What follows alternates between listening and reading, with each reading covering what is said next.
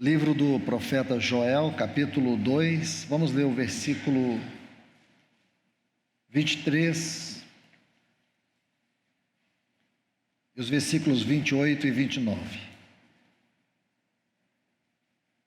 Vós, pois, filhos de Sião, alegrai-vos, regozijai-vos no Senhor vosso Deus, porque Ele vos dará a chuva na justa medida, fará descer sobre vós chuva temporã e a chuva seródia, como no princípio. Versículo 28. E depois disso derramarei o meu espírito sobre toda a carne, e profetizarão vossos filhos e vossas filhas, vossos anciãos sonharão, e vossos jovens terão visões. E também sobre os servos e sobre as servas derramarei meu espírito naqueles dias. E ainda, por favor, Atos dos Apóstolos, capítulo 2.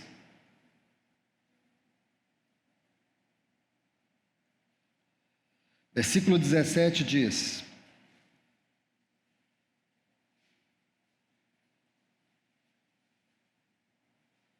E acontecerá nos últimos dias, disse Deus, que derramarei do meu espírito sobre toda a carne. Senhor, nosso Deus e Pai, é confiado na Tua infinita misericórdia, Deus, na graça do nosso Senhor Jesus Cristo, Teu amado Filho, e na poderosa unção do Teu Espírito Santo, que mais uma vez nós nos colocamos aqui, debaixo das Tuas santas mãos, para que Tu tenhas, Senhor, caminho nesta palavra, por meio desses textos, para alcançar cada um de nós, Senhor. Meu Deus e Pai, traz temor, traz quebrantamento, traz rendição por meio da obra da Tua palavra nesta manhã. Nós te pedimos em nome de Jesus. Amém. Meus amados irmãos, ontem nós estivemos vendo alguns textos para a exposição de um assunto muito importante, sobre andar no Espírito e ser cheio do Espírito.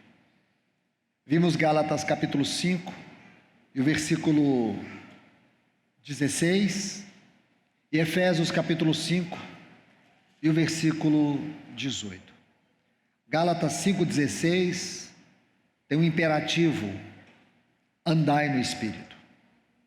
Efésios 5,18 há um outro imperativo: enchei-vos do Espírito. Então nós estávamos vendo isso, vida no Espírito, tanto o andar como ser cheio. Já consideramos aqui, esse assunto já foi exposto para os irmãos, o andar no Espírito. Hoje eu quero falar sobre o ser cheio do Espírito. Meus irmãos, nós não temos tempo para poder mostrar esses dois imperativos.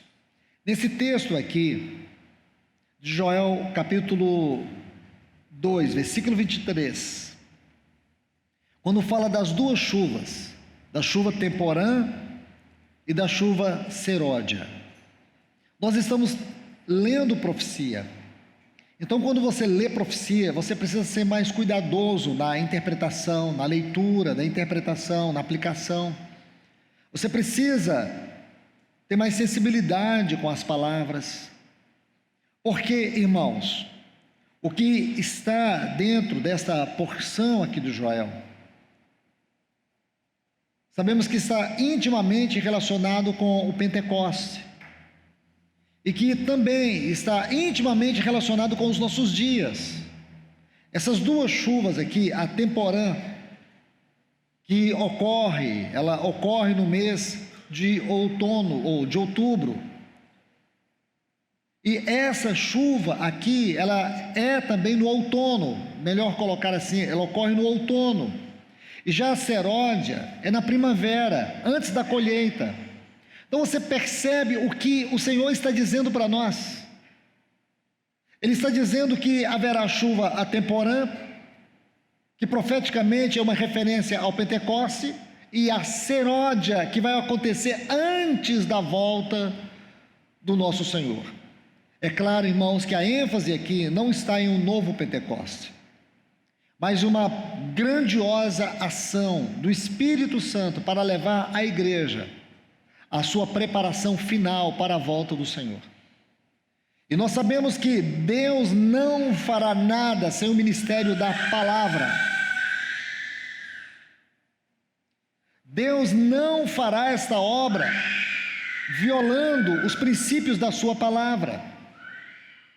Deus, Ele vai fazer algo extraordinário, e Ele já tem nos dado na sua palavra o caminho para entendermos como Ele fará isso.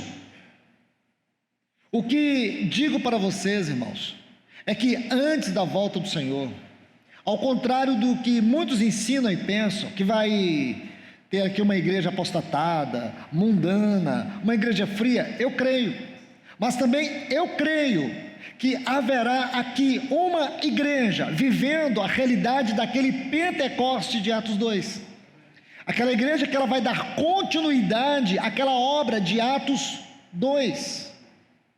Eu creio que o Senhor, pela ação do seu Espírito, há de encontrar, como o nosso Senhor encontrou aqueles quase 120. Você sabe muito bem que o ministério do Senhor Jesus alcançou, atingiu, durante aqueles 3 anos e 6 meses, mais de 120 pessoas. Um irmão que o Senhor levou há pouco tempo, ele dizia que, segundo as suas pesquisas, o nosso Senhor Jesus havia realizado 153 milagres. Então, se você pega 153 milagres, e esses 153 milagres atingiram 153 pessoas, algumas pessoas estavam faltando no Pentecostes. Se nós imaginarmos que o nosso Senhor, na multiplicação dos pães, alimentou 15 mil pessoas, segundo a conta de alguns eruditos, tinha muita gente faltando lá no Pentecoste. Resumindo, irmão, se nós pegarmos todos os milagres de Cristo, toda a obra de Cristo, daqueles 3 anos e 6 meses, nós podemos dizer assim, que foram multidões e multidões e multidões alcançadas pelo ministério de Cristo. Porém, lá no Pentecostes só havia 120 pessoas. Então nós podemos também pensar que hoje nós vemos uma generalização do Evangelho, o alcance generalizado do Evangelho, mas não serão todos. Eu não estou fazendo uma afirmação, eu estou fazendo uma ponderação. Eu estou aqui levando vocês a uma reflexão. Possivelmente, irmãos, seja nesse mesmo ambiente, vemos irmãos espalhados por todos os lugares, porém quais são estes que estão dispostos, como aqueles que ouviram o Senhor dizer: ficai em Jerusalém, até que do alto sejais revestidos de poder. Aqueles que o nosso Senhor passou aqui com eles 40 dias, ensinando, encontrou neles um campo fértil, para ele, antes de ascender, ficar com eles, compartilhar acerca do seu reino, da sua obra. Eu creio que esse talvez tenha sido a parte mais íntima do ministério de Cristo em relação aos seus discípulos. E ele fez aquilo para poder prepará-los para esta chuva, este derramamento do Espírito Santo. Então, amados irmãos e irmãs, nós temos que crer que o Senhor, Ele não está falando em vão. O que Ele está falando acerca da obra do seu Espírito tem a ver com essa obra final, com essa chuva seródia. Não será um novo Pentecoste, será a restauração do Pentecoste perdido, porque nós perdemos esse Pentecoste. Ou alguém que tem dúvida? Ou alguém que pode se levantar e dizer: não, irmão, eu estou vivendo à altura do chamado daquela igreja primitiva. Nós, irmãos, temos sim uma vida de oração como tinham os irmãos da igreja primitiva. Nós temos ousadia na exposição do evangelho do reino. A palavra do Senhor tem crescido, tem prevalecido, tem permanecido e tem avançado entre nós. de maneira que estamos alcançando essa cidade. Não, irmãos, é de corar de vergonha a nossa ineficácia, é de corar de vergonha, irmãos, a nossa letargia. Mas eu espero, irmãos, que essa palavra seja vida em cada um de nós, e que em algum momento, irmãos, essa palavra possa encontrar uma fenda, uma brecha no nosso coração e possa fazer uma obra transformadora. Transformadora. E digo para vocês, irmãos, com toda dificuldade, eu estou vendo em alguns lugares acontecimentos únicos, movimentos únicos, no meio de irmãs, no meio de jovens, no meio de adolescentes, no meio de irmãos, comunidades grandes, tendo um retorno como nunca tiveram para o Senhor. Eu posso sentir nisso uma obra do Espírito Santo, preparando estes para esta chuva seródia. O Senhor vai avisar a sua igreja, o Senhor vai falar à sua igreja, mas quantos estão dispostos a pagar esse preço, sair dessa vida de comodidade, sair dessa vida limitada pelos padrões do mundo, para entrar numa esfera celestial da vocação cristã, e decidir com coragem viver o verdadeiro chamado para o qual nós fomos alistados pelo nosso Senhor Jesus Cristo. Então eu quero deixar essa tônica aqui, essa nota sobre essas duas chuvas. Eu não tenho tempo mais para dizer ou para compartilhar sobre esse assunto. Quisera, porém não tenho tempo. Como gostaria de mostrar aqui em todo o Velho Testamento sobre essas duas chuvas, sobre essas duas promessas. Mas quando eu olho aqui, há tanta riqueza nesses textos. Eu ainda nem comecei a compartilhar com os irmãos, mas eu quero colocar uma outra nota. No versículo 28, na minha versão não está assim, mas na maioria das versões aqui está, que diz assim: depois disso derramarei o meu espírito. Vê aí, tem um artigo nessa frase, derramarei o meu espírito. Joel 2:28, a sua versão está assim: o meu espírito. O meu espírito. A minha não está, a minha é uma versão diferente, a Reina Valera. Derramarei o meu espírito. É muito importante essa nota, porque lá em Atos 2:17 diz assim: derramarei do meu espírito. Então, essa nota é importante. Qual a diferença? O e do. São as duas chuvas, tem a ver com as duas chuvas. A chuva temporã e a chuva seródia. Meus irmãos, você sabe muito bem, eu quero colocar esse ponto em particular. Quando o nosso Senhor Jesus diz lá em João capítulo 7, versículos 37 a 39, quem crê em mim, como diz as Escrituras, do seu interior fluirão rios de águas vivas. Segundo os grandes eruditos, quando o nosso Senhor falou isso, ele estava diante do templo de Jerusalém, quando era a preparação da festa dos tabernáculos. Então possivelmente fosse justamente esse acontecimento, quando eles derramavam aquela água pelas escadas do templo, e era abundante aquilo. Então alguns eruditos creem que o nosso Senhor estava ali, olhando aquela água, a abundância daquela água jorrar pelas escadarias do templo. Então quando ele estava olhando aquelas escadarias do templo e aquela água jorrando, foi quando ele disse: quem crê em mim, como diz as Escrituras, do seu interior fluirão rios de águas vivas. Por que eu estou colocando esse ponto? Porque ele é significativo. Porque o Senhor Jesus, a maioria das suas grandes afirmações era baseada num princípio da didática antiga chamada de peripatético. O que significa isso? Ele pegava tudo que estava em torno para poder promover o ensino, porque ele era o maior de todos os mestres. Ele foi o único mestre que era capaz de olhar uma circunstância e fazer uma aplicação doutrinária profunda, transformadora, de maneira que quando as pessoas viam aquela cena de novo, elas lembravam do que ele havia dito. Por isso que eles afirmam que aqui, mais uma vez, ele estivesse vendo aquelas escadarias do templo, vendo aquela abundante água jorrar, e ele fez essa declaração. E você vai ver que no versículo 39, João diz assim, que o nosso Senhor estava fazendo aquela afirmação com relação ao Espírito Santo, porque o Espírito ainda não havia sido derramado, porque o nosso Senhor não havia sido glorificado. Que coisa maravilhosa, irmãos, que coisa preciosa. Nós temos que olhar para isso. Há uma promessa. Hebreus capítulo 11, versículos 39 a 40 diz: por haver Deus provido coisa superior ao nosso respeito, para que eles, sem nós, não fossem aperfeiçoados. Ele está fazendo aqui, o escritor aos Hebreus, uma referência àquela galeria dos heróis da fé. Cada um correu a sua medida, cada um correu o seu tempo.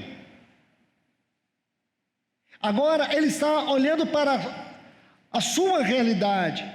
Ele diz assim, irmãos, esses que já correram, esses que correram a jornada da fé, esses que foram transpassados a espada, esses que foram rejeitados, esses que sofreram, e ele cita o nome de vários, foi cerrado ao meio, estes não tiveram o cumprimento final do seu chamamento. Eles foram apenas uma medida de Deus em cada tempo. Porque eles, sem nós, não serão aperfeiçoados, isto é, a tarefa não vai completar com eles. Só que também, irmãos, a tarefa não completou com o escritor aos Hebreus, por mais que ele pensasse que eles pudessem ser a última geração, como de fato também nós pensamos. Agora nós podemos olhar para esse texto e podemos dizer assim, eles não tiveram, e quando nós falamos eles aqui, estamos falando de Paulo, de João, de Pedro, dos pais da igreja, dos pré-reformadores, dos reformadores. Estamos falando de tantos irmãos que passaram antes de nós. Eles não tiveram a sua carreira ou as suas carreiras completadas, porque sem nós eles não podem completar a carreira, porque nós estamos, todos nós, desde os patriarcas antigos, todos nós estamos correndo uma só carreira. Nós não estamos correndo um caminho paralelo, uma só carreira. Agora é a hora de nós corrermos. E devemos correr e devemos terminar a carreira. Eles terminaram a carreira, mas não completaram a carreira. A carreira continuou e nós estamos aqui correndo ela. Aí, o que nós vemos? Nós, irmãos, possivelmente seremos aqueles que vamos passar a linha da chegada. Por isso que no capítulo 12 de Hebreus, diz que nós estamos rodeados de uma tão grande nuvem de testemunhas. Como que você interpreta isso, irmãos? Você não pode interpretar um texto fora do contexto, senão você vai criar um pretexto, uma heresia. A única multidão que nós encontramos é esta multidão que está no capítulo 11, porque a interpretação aqui requer uma contemplação. Então nós contemplamos aqui uma multidão, daqueles que correram a carreira e que estão à nossa espera. Nós estamos cercados por uma multidão de testemunhas. Aí o escritor aos Hebreus diz que nós devemos correr com perseverança a carreira que nos está proposta, olhando firmemente para o autor e consumador da nossa fé. Porque ele é o nosso alvo. Nós corremos olhando para ele, nós não corremos olhando para o galardão, nós não corremos olhando para o reino, nós não corremos olhando para outra coisa, nós corremos e olhamos para o autor e consumador da nossa fé. Ele é o nosso foco, ele é o nosso alvo, ele é a nossa vitória, ele é a nossa chegada, ele é a nossa plenitude, ele é o nosso tudo. É para ele que nós corremos. Então, irmãos, possivelmente nós sejamos estes que estão correndo a última fase desta carreira cristã. Então pense, se para iniciar nessa dispensação da igreja, a dispensação da igreja, uma dispensação que ela inicia aqui, no Pentecostes, e ela vai até a volta do nosso Senhor. Então, escute bem, nessa dispensação, o nosso Senhor, Ele enviou o seu Espírito, e essa dispensação começou com o Pentecostes, e ao longo desses anos, muito daquilo que foi o Pentecostes se perdeu, nas heresias, nas divisões, e muitas outras coisas que ocorreram. Muito daquilo que foi a obra genuína do Espírito se diluiu. Mas o Espírito Santo não se diluiu, Ele é o mesmo, Ele é o cavalheiro perseverante, Ele aguarda que haja verdadeiramente um retorno para Ele, porque Ele não voltou para os céus, Ele ainda está aqui na terra, Ele só voltará com a igreja, Ele está aqui para fazer uma obra tão grande como foi a obra do Calvário. Então, meus irmãos, que nós venhamos entender esta pessoa, entender essa obra, porque senão nós nunca saberemos o que é a sua obra agora na nossa vida, o que é esse andar no Espírito, o que é esse ser cheio do Espírito. Andar no Espírito é caráter, é conduta. O ser cheio do Espírito tem a ver com o serviço, tem a ver com a habilitação para a cooperação por meio dos dons, dos encargos ministeriais. Tem a ver com a obra do fruto do Espírito operando no meu caráter, na minha vida, a capacitação para o servir, a capacitação para realizar a sua obra. Então eu vou colocar isso com muito cuidado. Quando a Bíblia fala em Gálatas 5,16, andai no Espírito, aí você vai ver as obras da carne e depois você vai ver o fruto do Espírito. O andar no Espírito está intimamente ligado ao fruto do Espírito, caráter, conduta. O ser cheio do Espírito. Se você pegar a frase cheio do Espírito e estudar o livro de Atos, você vai ver que esta frase sempre se relaciona com o serviço. Nenhum serviço espiritual pode ser feito fora desta esfera. Nenhuma obra de Deus pode ser realizada por um homem que não seja cheio do Espírito. Irmãos, eu vou falar algo aqui. Se os irmãos ficarem magoados com a comparação, me perdoe. Mas eu digo para vocês, tem um ditado que diz assim: em terra de cego, quem tem um olho é rei. Eu vou usar esse ditado para dizer uma verdade. Muitas vezes, irmãos, na obra e no ministério, na obra do ministério e na esfera local do serviço dos anciãos, não é um texto, mas ele me faz lembrar de uma triste realidade. O presbitério tem sido constituído assim, porque nós não aguardamos o tempo do Senhor, não oramos, não buscamos diante do Senhor uma direção. Aí nós pegamos aqueles irmãos que sabem ler mais do que os outros, aqueles irmãos que têm mais desenvoltura, têm mais facilidade de falar, mais habilidade. Aí separamos esses irmãos para o ministério. Aí chega lá na frente, a gente vê que não tem nada a ver de ministério. Ministério é um chamado divino, irmãos, não é uma escolha da igreja. Ministério, em primeiro lugar, é um serviço ao Senhor e não é um serviço à igreja. É porque Ele é um serviço ao Senhor, o Senhor da igreja, o cabeça da igreja, é que vai, através desses homens, realizar a sua obra. É por isso que a gente encontra tanto homens sem discernimento espiritual, sem sabedoria, cultos sem direção alguma, enfadonhos, pessoas cansativas, falam e não dizem nada. Lembra do Ahimaás, aquele que foi levar a mensagem para Davi sobre a morte do Absalão? É isso mesmo, a síndrome de Ahimaás.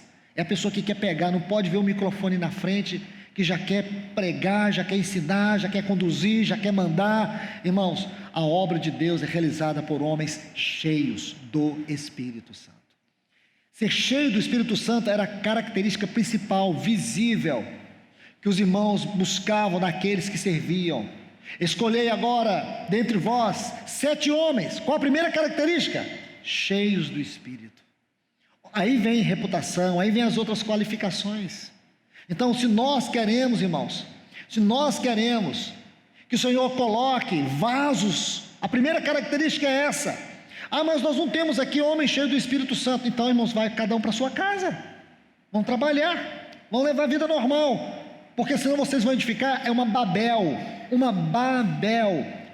Então, veja a diferença de Babel e do Pentecoste. Lá em Gênesis 11, o que aconteceu lá em Babel? Veja como que era a cena. O povo estava reunido e eles queriam fazer uma grande edificação. E ali tinha uma unidade, irmãos. Todos falavam a mesma língua. Todos falavam a mesma língua. Aí eles pensaram: vamos edificar uma torre, vamos fazer com que essa torre que toque os céus. Irmãos, a intenção era boa. Eles queriam ligar novamente os céus na terra, porque depois da queda, os céus e a terra ficaram distantes. A intenção deles era trazer o céu para a terra. E vamos colocar ali, olha o perigo, vamos exaltar o nosso nome sobre essa torre.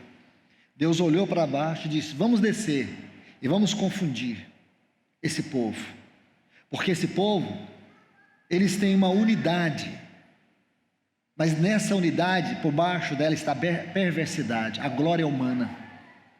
Aí ali começou a história de Babel. Sabe o que significa Babel? Confusão. O Pentecoste, irmãos, ele não foi feito dessa maneira. O Pentecoste foi o Espírito que desceu para edificar a casa de Deus. Ali em Babel, o povo tinha uma só linguagem. Lá no Pentecoste, tinha muitas línguas.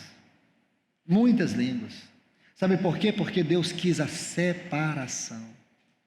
Você vai ver que Deus vai mudando tudo. A diferença de Babel com o Pentecostes. Irmãos, nós precisamos entender isso.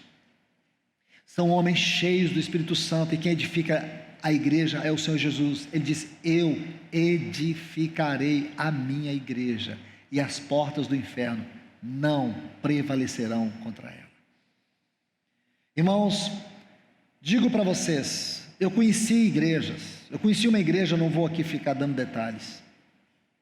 Junto com o irmão Antoniel, nós estivemos nessa comunidade. Por algumas vezes, nós viajamos ali. Foi uma irmã, uma simples irmã. Ela não tem teologia, ela não fez faculdade de nada, uma irmã.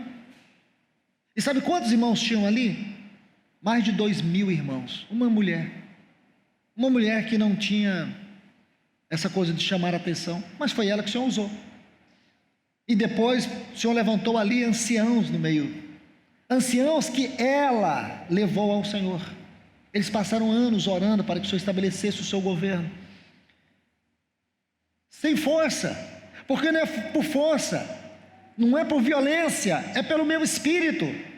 Então, irmãos, vejam o quanto é importante nós nos submetermos à direção do Espírito Santo. E não precisamos de muito não, irmãos, precisamos só de Cristo. Ele disse: onde estiver 2 ou 3 reunidos em meu nome, irmãos, aí tem vida, aí tem um céu aberto, aí tem um jorrar do Espírito Santo, aí tem um jorrar de revelação, aí tem uma comunhão profunda, aí tem graça, aí tem glória, aí tem misericórdia, aí tem compaixão, tem cooperação, tem serviço, tem os dons, tem o fruto do Espírito. Por quê? Porque a chave é esta, é estar em torno do Senhor, e não apenas no afã de querer edificar a nossa igreja, de levantar e colocar o nosso nome. Muitas vezes o nome não está lá na porta, mas ele está aqui no nosso coração. Está nas nossas mãos aqui, ó. Nós colocamos e deixamos as nossas marcas. Nós temos que tirar as nossas mãos e deixar que o Espírito Santo vá à frente. A vida governa todas as coisas. Cheios do Espírito, homens e mulheres cheios do Espírito Santo. Então, o que significa isso? Vamos olhar atentamente aqui para Efésios capítulo 5, versículo 18. O ser cheio do Espírito tem a ver com o serviço, a capacitação para o serviço. O andar no Espírito tem a ver com o fruto do Espírito, com o caráter. Efésios 5,18 diz: e não vos embriagueis com vinho, no qual há libertinagem, mas enchei-vos do Espírito. Veja bem que esse texto, ele ocorre bem no centro deste capítulo. Esse capítulo 5 da Epístola aos Efésios poderia chamar assim: vida no Espírito, o tema dele. Vida no Espírito. Esse capítulo começa com uma das mais sublimes sentenças espirituais, declarações espirituais. Sede, pois, imitadores de Deus como filhos amados. Irmãos, esse texto, ele é tão profundo e significativo que nós precisamos gastar algumas horas só para ler esse versículo, entender ele, Porque se você ler rapidamente, você não compreende. Sede, pois, olha a palavra, imitadores. De quem? De Deus. Quem, irmãos? Em si, de si, por si, tem a competência, a qualificação, a condição de imitar a Deus. Nós sabemos que Deus tem atributos comunicáveis e atributos incomunicáveis. E quanto aos seus atributos comunicáveis, Ele trabalha esses atributos por meio do Espírito Santo na formação do nosso caráter, por meio do ministério da palavra, por meio das circunstâncias, das providências. Deus, Ele vai formando esses atributos comunicáveis na nossa vida. A conformação do nosso caráter como uma obra do Espírito Santo tem a ver com esses atributos comunicáveis. É aquilo que nós dizemos da nossa conformação à imagem de Cristo. Porém, Deus tem atributos incomunicáveis. Deus é onisciente, é onipresente, é onipotente. Mas o que quer dizer, irmãos? Ser imitadores de Deus.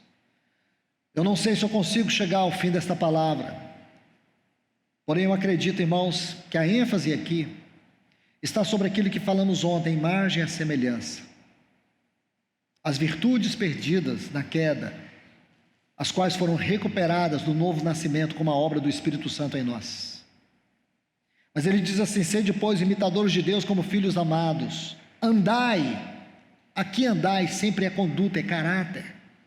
Andai em amor, como também Cristo nos amou e se entregou a si mesmo como oferta e sacrifício a Deus em aroma suave. Agora eu quero que você observe a partir do versículo 3. Observe. Mas a impureza, a fornicação, a avareza, nem sequer se nomeia entre vós, como convém os santos, nem obscenidades, nem tolices, nem chocarrices. Deixe-me adiantar mais aqui. Versículo 5, porque tendes bem entendido que nenhum fornicador, ou impuro, ou avarento, que idolatria, tem herança no reino de Deus. Versículo 6, ninguém vos engane com palavras vãs, porque por essas coisas vem a ira de Deus sobre, olha essa característica, filhos da desobediência. Versículo 7, não sejais participantes com eles. Outrora erais trevas, agora sois luz no Senhor. Andai como filhos da luz, andai em amor, andai como filhos da luz. Porque o fruto do Espírito, Gálatas capítulo 5, a partir do versículo 16, o fruto do Espírito, ele resume aqui em bondade, justiça e verdade. Agora, versículo 11, não participeis das obras infrutuosas das trevas, reprovai-as. Versículo 15, portanto vede, com prudência, observe essa palavra, como andais, não como as nessas. Lembra, irmãos, isso aqui vai nos falar sobre o quê? Mateus capítulo 25, as virgens prudentes e as virgens nessas. Estão vendo aí, irmãos? Não tenho tempo de mostrar isso para vocês. Esse texto está intimamente relacionado com aquilo, e tudo aquilo que está ali sobre a parábola das 10 virgens vai encontrar aqui a sua interpretação, sobre o ser cheio do Espírito. Porque vocês se lembram, irmãos, que aquelas virgens, aquelas 10 virgens, que mostra a igreja na sua totalidade, elas foram separadas por 2 grupos, as prudentes, e Mateus vai definir a prudência espiritual como aquele que edifica a sua casa sobre a rocha, aquele que está fundamentado, uma vida fundamentada sobre a pessoa e obra do nosso Senhor. E as nécias, a palavra nécias, para vocês entendê-la bem, tem que estudar o livro de Provérbios, porque é ali onde existe a maior ocorrência da palavra nécia na Bíblia. Então você vai ver que o nécio é um tolo, é um louco. Por quê, irmãos? Porque é uma loucura você ter a revelação que você tem, você ter a salvação que você tem, você ter a habitação do Espírito que você tem, e você perder isso na prática, na conduta, no andar como filhos, andar em amor, e como filhos da luz, andar em amor e andar como filhos da luz. É uma loucura. Por isso que ele fala isso. Aqui ele está aprofundando mais sobre o caráter dos cristãos nécios. Escute bem, irmãos, vamos ser honestos na leitura da Bíblia. Quando Paulo está falando aqui de fornicação, de impureza, de avareza, de obscenidade, de tolices, de chocarrices, aqui no versículo 4, quando ele fala de todas essas coisas, ele não está falando de ímpios, ele está falando de cristãos nécios. Nunca pense você que aquelas virgens nécias de Mateus 25 são os ímpios. Não são. As virgens nécias ali são cristãos que estão entristecendo o Espírito e estão apagando o Espírito Santo. Essa mania de nós pegarmos tudo que é bom, jogar para os cristãos, e tudo que é ruim, jogar para os ímpios, é uma maneira errada de você ler e interpretar a palavra. Existem pessoas que interpretam assim, eles falam que as virgens nécias são os ímpios. Não tem base bíblica para isso.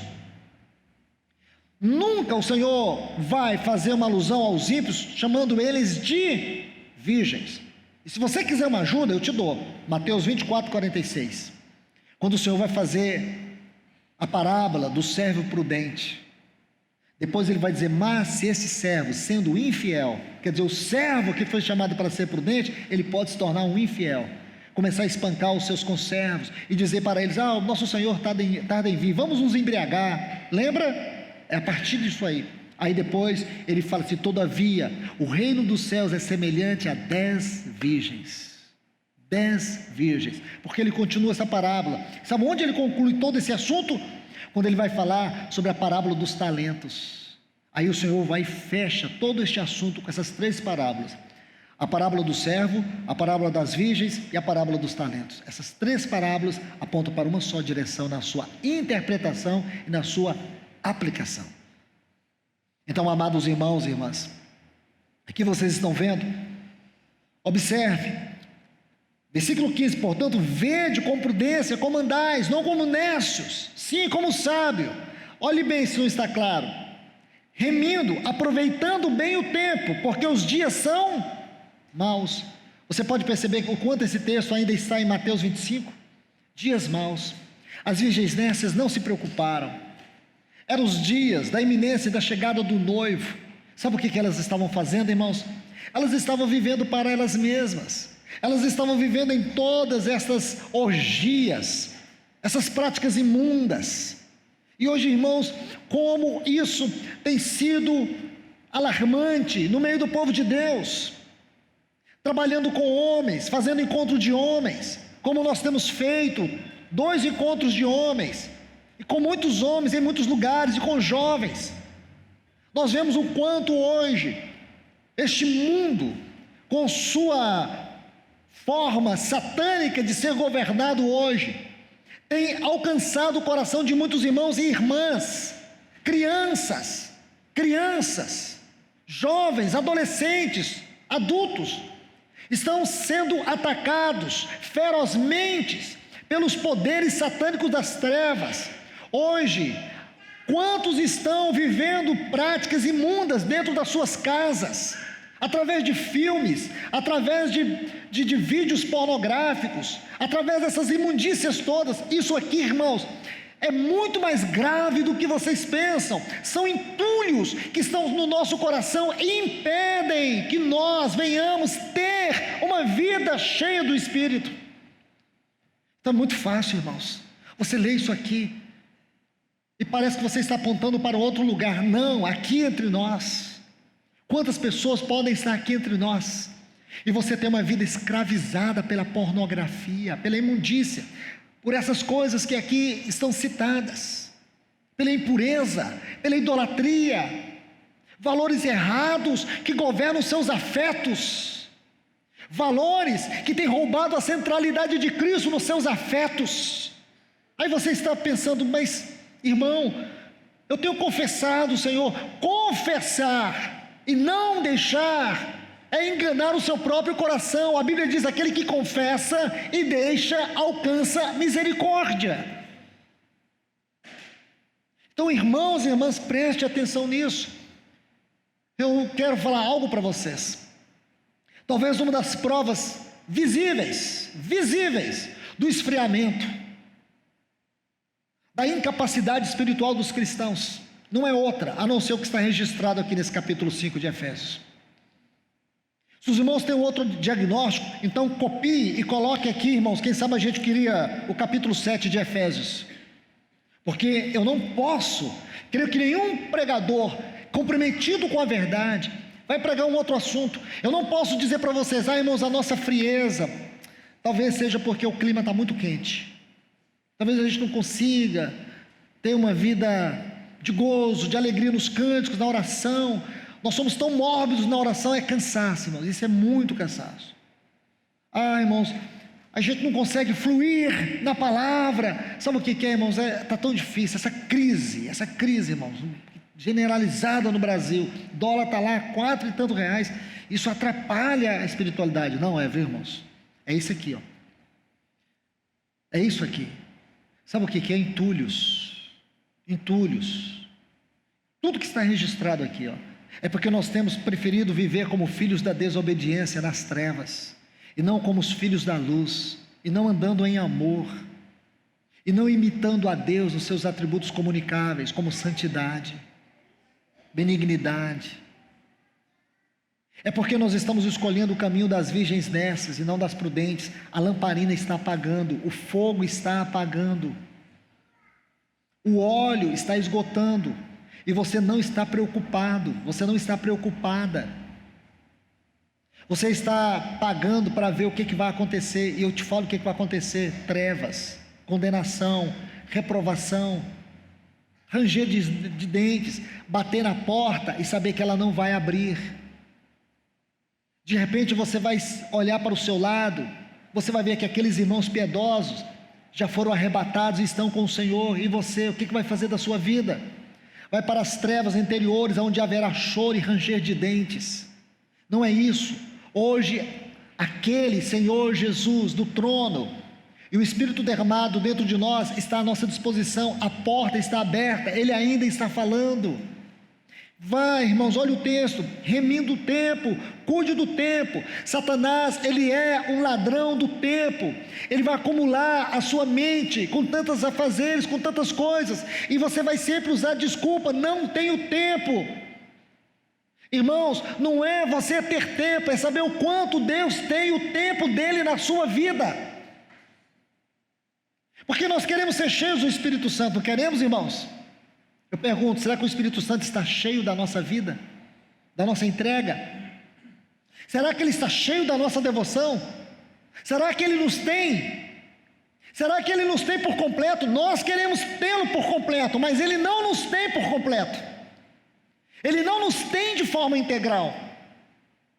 Não é estranho isso, irmãos? Nós queremos ser cheios dEle, mas Ele não é cheio de nós.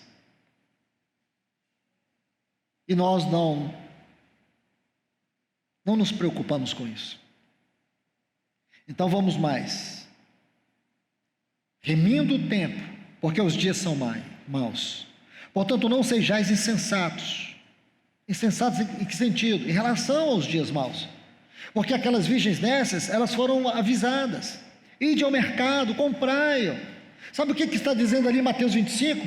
O óleo está à disposição, ainda tem óleo, adquira, corram, pague o preço. Mas elas não pagaram. Sabe o que elas fizeram? Foram dormir. O sono da apostasia. Portanto, não sejais insensatos quanto aos dias maus, compreendais bem qual é a vontade do Senhor. O que significa qual é a vontade do Senhor?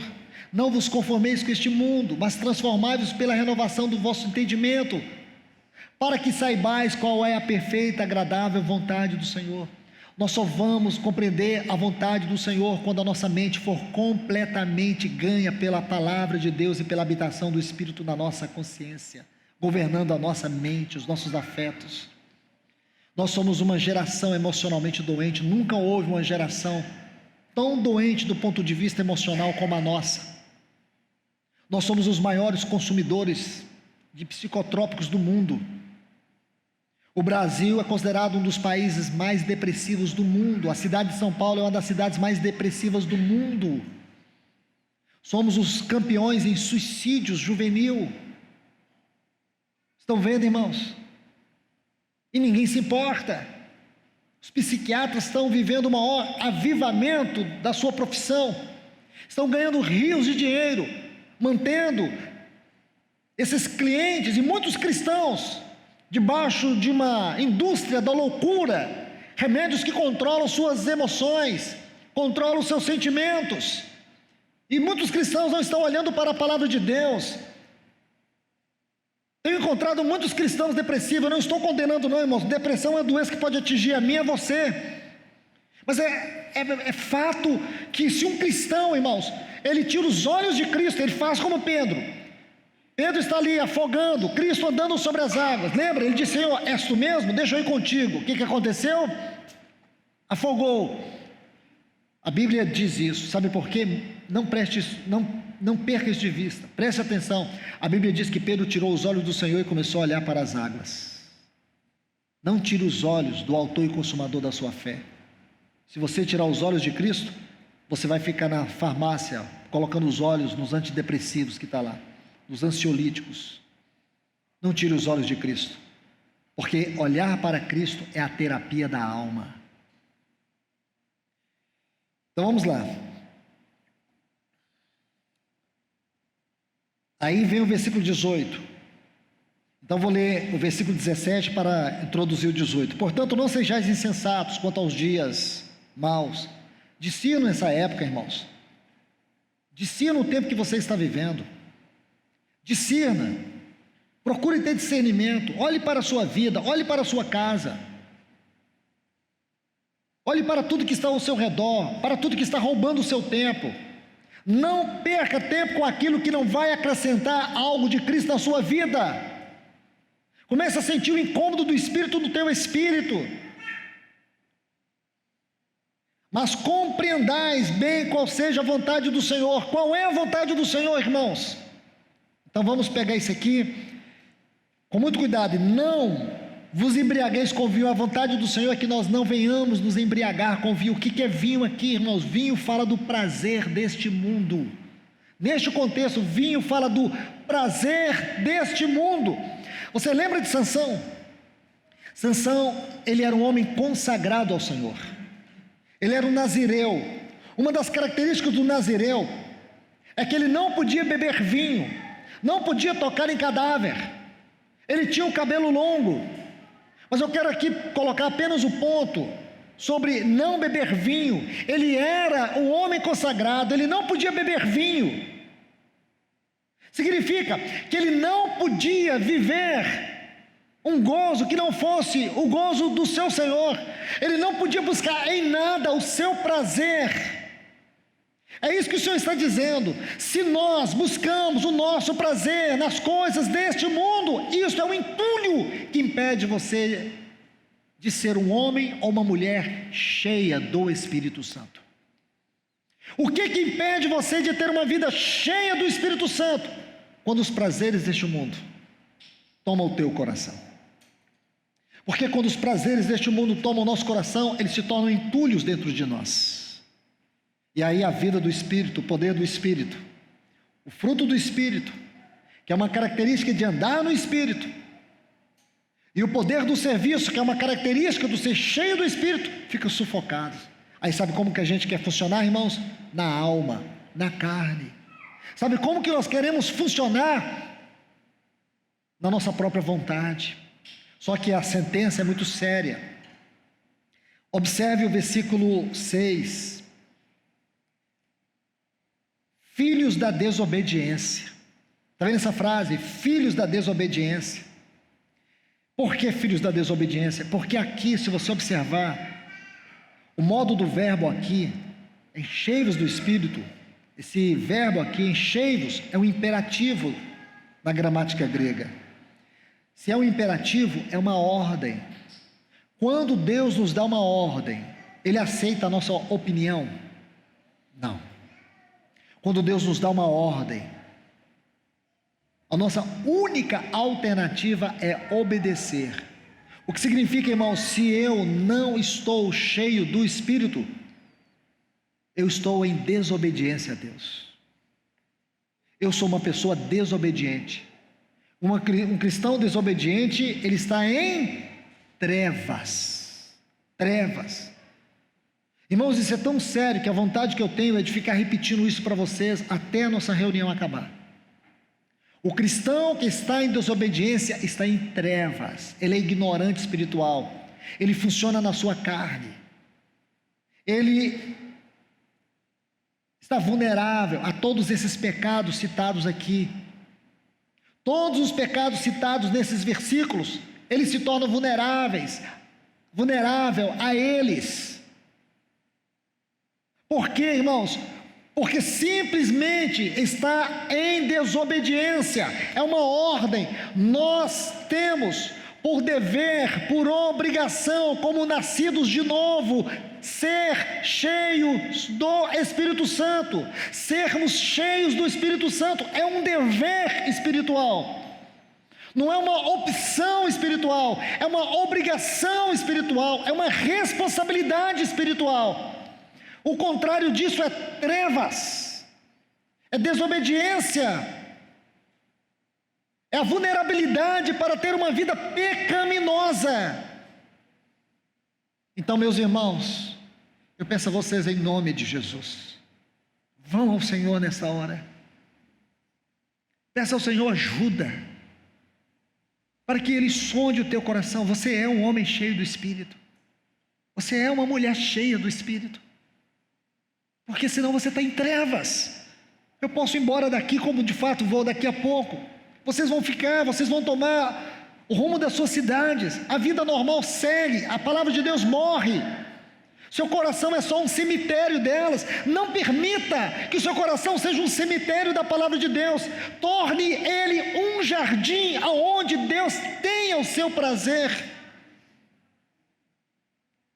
porque o contrário disso é trevas, é vida infrutífera, é funcionar à força, na carne, é viver uma vida sem discernimento, é não remir o tempo, é viver segundo os parâmetros, os padrões desse mundo.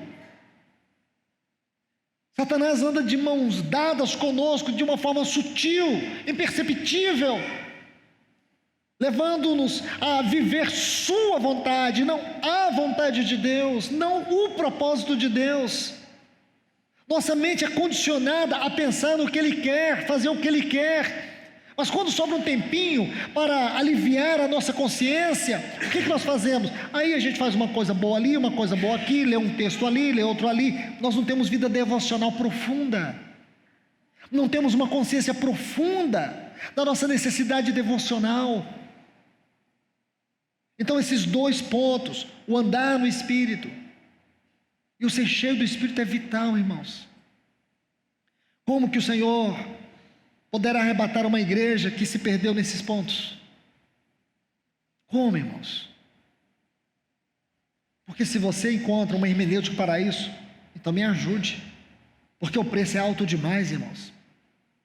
O preço é alto, parece que a gente está perdendo a vida nesse mundo, parece que a gente está na direção contrária, o mundo está indo, todo mundo feliz, alegremente o mundo está caminhando, crendo que esse país vai melhorar, crendo que tudo vai dar certo.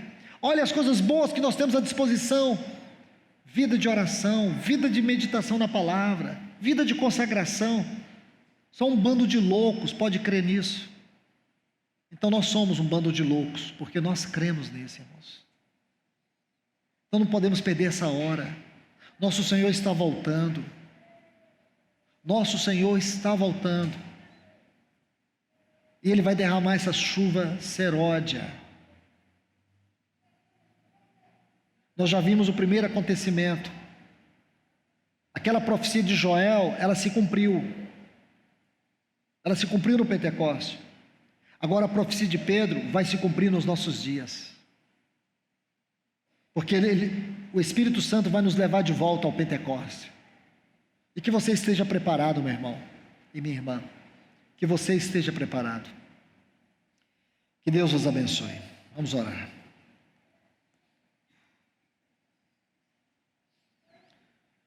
Bendito Deus e Pai eterno, nós te agradecemos pela Tua palavra, Senhor. Nós te louvamos por esse tempo tão especial que o Senhor nos deu. Obrigado, Senhor. Que a tua amorosa exortação possa nos tocar profundamente, Senhor. Nos atrair, nos constranger. Sonda o nosso coração, Senhor. Sonda as nossas prioridades, os nossos afetos. Sonda, Senhor.